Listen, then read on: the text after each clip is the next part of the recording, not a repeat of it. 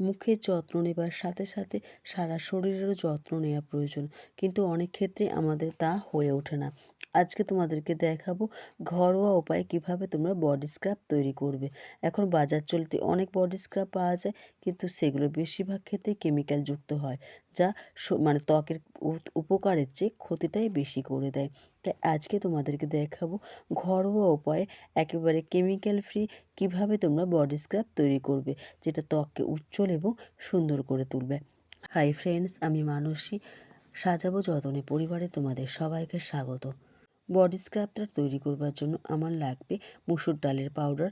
আমি ঘরেতেই মুসুর ডালকে ভালো করে ধুয়ে সেটাকে শুকিয়ে নিয়ে তারপর আমি ব্লেন্ডারে ব্লেন্ড করে নিয়েছি, নিয়ে তারপর ছেঁকে নিয়েছি যাতে পাউডারটা মিহি হয়।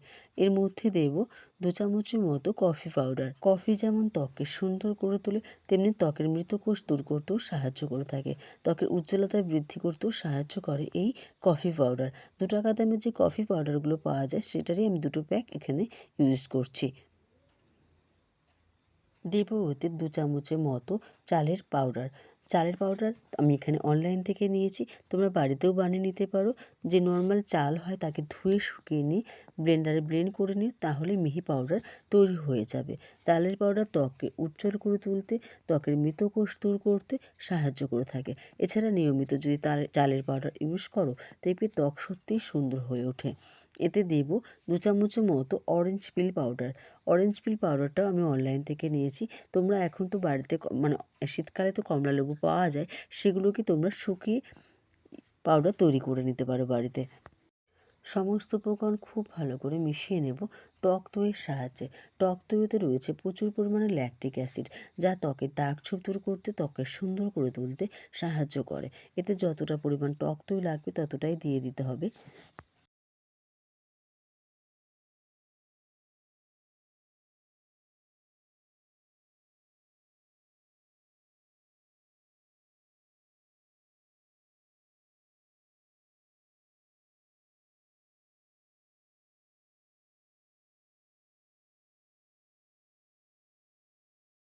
প্রত্যেক সপ্তাহে 1 দিন স্নানের আগে এটা তোমরা মাখিয়ে নিয়ে 10 থেকে 15 মিনিট ওয়েট করো।